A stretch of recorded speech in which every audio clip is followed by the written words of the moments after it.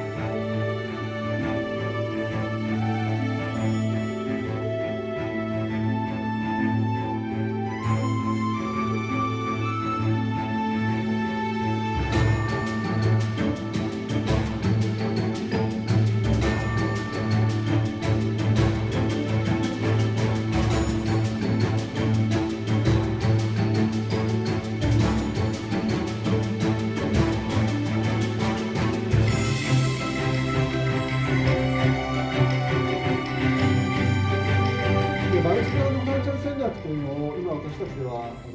ちは国内もプライムリンクの時はマルチブランドでいろんなものを展開してきましたけれども、海外の人にも今これを進めていっています。でマルチブランドフランチャイズとも社会説法で皆様方にはもうご説明する必要はないと思うんですが、私がプライムリンクはこれ上場した時の資料なんですけども、マルチブランドで展開するときにどんなメリットがあったかということを説明した資料でして、私が展開しましたのは例えばサンマルクだったり牛角だったり、あとタスコだったりガリバーだったりというのを展開してきたんですけれども、サンマルクに加盟することによってサンマルクはやはりその経営管理の手法が非常に優れたブランチャーでした。バースデーの DM もそうですし TM シートという、トータルマネジメントシートというもので日時決算ですね、そういったもののノウハウは全て守ることができましたと。で牛角も牛角で素晴らしい接客のことがありましたので、それを守ることができました。でガリバーからもタスコからも守ることができました。その本部のノウハウを全てこのプライムリンクという加盟した会社の中に吸収できたことによってノウハウのミックスですとか、サンマルクのノウハウを牛角へ、サンマルクのノウハウを牛角へとか、牛角のノウハウをガリバーへとか、そういうことがこの会社の中でできたので、そういう非常に強みがあったんではないかということで、挙げております。マルチフランチャイズのモデルケースですね。でこれがメリットというふうに出ていまして、さまざまな本部からのノウハウの吸収ができて、それがミックスできて、新しいノウハウが作られていくということだったり、リスク分散というのは縦のリスク分散と、リスクヘッジと横のリスクヘッジという意味では、横というのはエリアですね。本体は東京なんだけれども、リスクヘッジを考えて沖縄に店を出すとか、この横のリスクヘッジとあと縦のリスクヘッジというのは他ブランド、このブランドがこけても他のブランドがいけるという、例えば私も2001年に上場しましたときに、皆さんもご存知の狂牛病というのが発生しまして、2001年の11月に上場したんですけども、2001年の9月の10日に北海道で狂牛が出て、9月の末から上場に向けて動くときには非常に大きなダメージを受けました。なぜならプライムリンクの売上の 75% ぐらいは牛角だったんですね。でそれによる非常に大きな影響を受けたこともありますし、その翌日が9月11日がニューヨークの休日だったんです。ですので2001年9月というのはですね、もう大変な時期だったんですけど、その時期を超えて11月に上場したんですが、そういうのを考えるとやっぱりブランドのリスクヘッジというのも非常に必要ではないかなということで書いています。で今回のコロナのような経済危機にも対応できるというのは、私たちは今一つお手伝いしているブランドは作体で 100% を超えているブランドがありましてですね、地方の住宅立地に展開しているブランドなんですけども、全く230店舗日本にあるんですが売り上げが落ちてないというブランドがあります。でやはりビジネス街は今皆さんいろんなところで展開されてますのでご存知かもしれませんが、2週間前もサントリーさんとちょっとミーティングをしますと、やはり一番落ちてるのはお酒の出荷量ですね。お酒の出荷量で一番落ちてるのは BS 街の居酒屋だということを言ってまして、でそこがもう5割から6割減ということを言ってました。で住宅立地の方は結構いけてると、出荷量から考えるとですねということを言ってましたので、そういうふうなエリアによるスケッチみたいなものもマルチブランドで展開することでできるんじゃないかと。で今回のコロナの経済危機にも対応できるんじゃないか、そういうようなブランドがあればですね、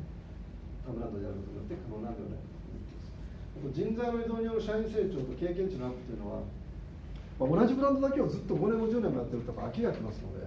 他のブランドに移動することによって、社員の成長や経験値も高めることができるし、対応できるということがポイントになるかと思います。でここは後に世界で一番マルチブランドフランチャイズをやって売り上げてる国というのが、売り上げを上げてる会社があるんですけども、その会社がまさしくこれで、ブランドを作り出すよりも探し出す方が簡単で早いということを言っていました。でその会社は実は中東のクウェートの会社なんですね。後で出てきますけど、実際私オーナーに会いに行きまして話を聞いてきたんですけども、これをそのまま言ってました。作り出すよりも探し出す方が絶対早いんだということを言ってました。で経済情勢に合わせて、臨機応変にブランドチェンジができるというのは、ちょっと言い方悪いんですけども、本部での場合はなかなかブランドをやめるということはできません。なので自社のブランドだから加盟店さんもいますし、ただ加盟店さんでマルチブランドで展開する会社にしてみれば、本当に経済情勢が変われば新しいブランドを展開して古いブランドを捨てることもできるわけですよね。だからそういう観点から考えると、マルチブランドでフランチャイズの加盟店として展開するということは非常に意義のある戦略なんではないかというふうに思って書かせていただきました。マルチブランド加盟店のメリットですね。で世界ではどうかということを少し、お話をしたいんですけども、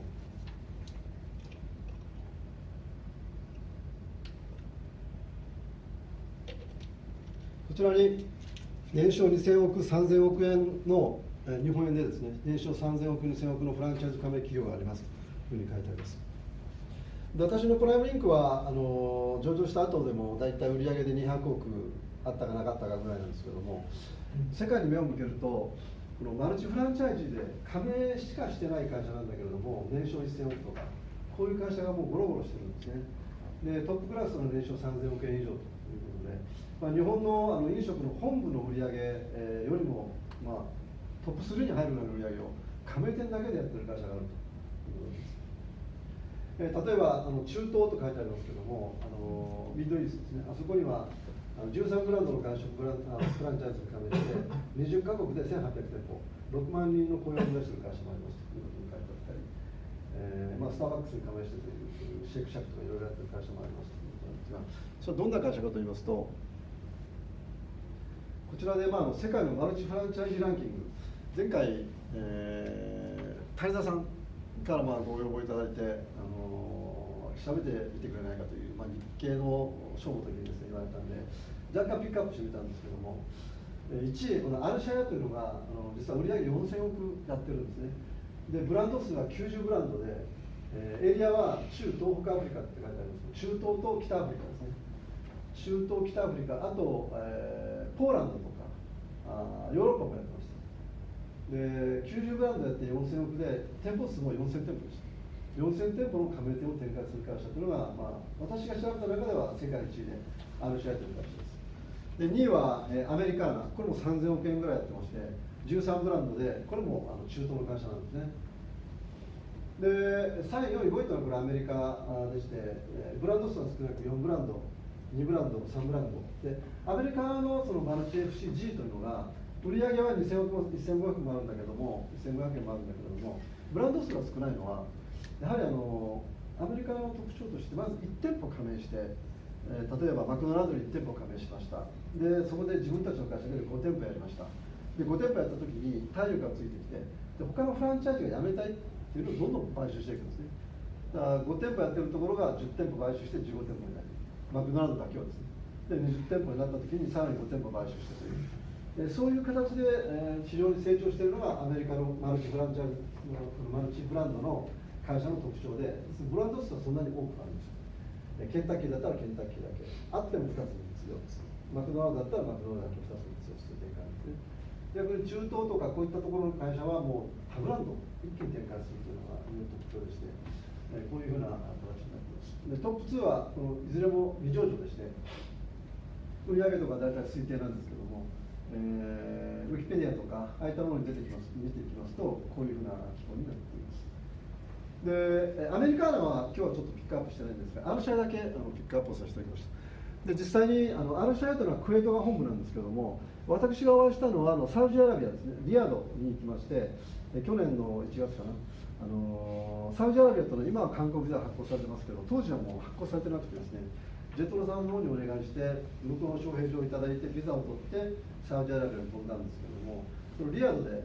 のトップの方とお話をしてきました。でこれがリヤドの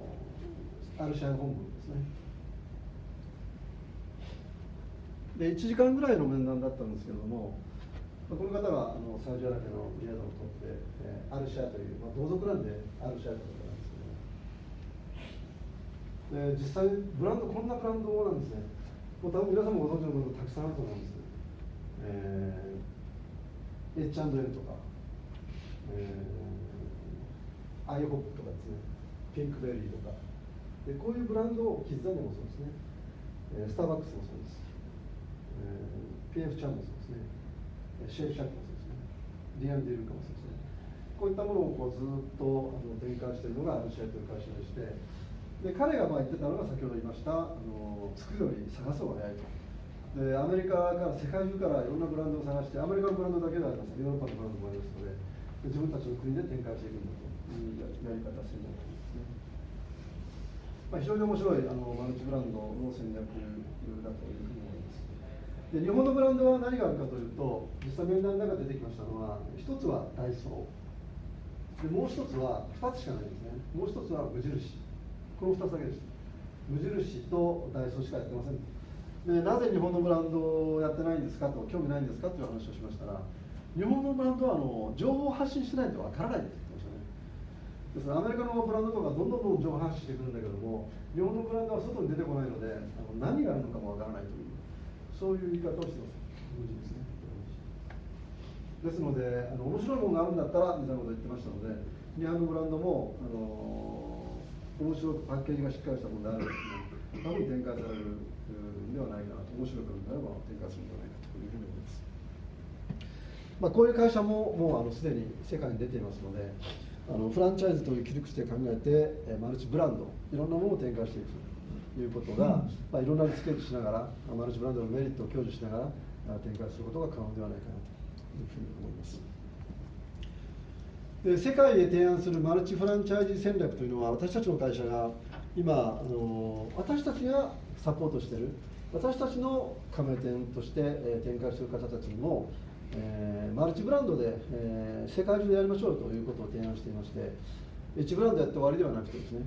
だから例えば先ほどのバリウムやってくれたんだったら、ラーメンのバリウムやったんだったら、次これもやってよということで世界の戦略提案をしていっています。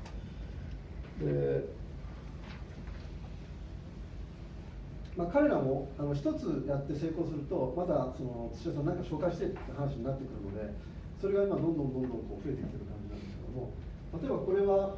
インドネシアの会社なんですね。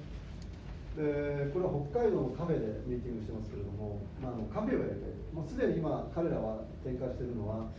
これも後で出てきますけども、ラーメン8店舗、バリマラーメン8店舗と、あと ABC クッキング、あと自分たちのオリジナルの居酒屋250席ぐらいの大箱居酒屋ですね、これを2店舗展開しています。でこれはマニラ、フィリピンのオーナーですね、4人オーナーがいますけれども、フィリピンのオーナーが展開しています。で彼は今まだ1ブランドなんですが、今も日本に1人来ていまして、その人間が、何かやりたいということを今言っていますね。でこれはチーズケーキの会社ですね、もう世界に70店舗展開している会社なんですけども、そこのグローバル会議に参加させていただきました。台北でやったんですけども、世界中から加盟店が集まって、でいろんな話をできていただきました。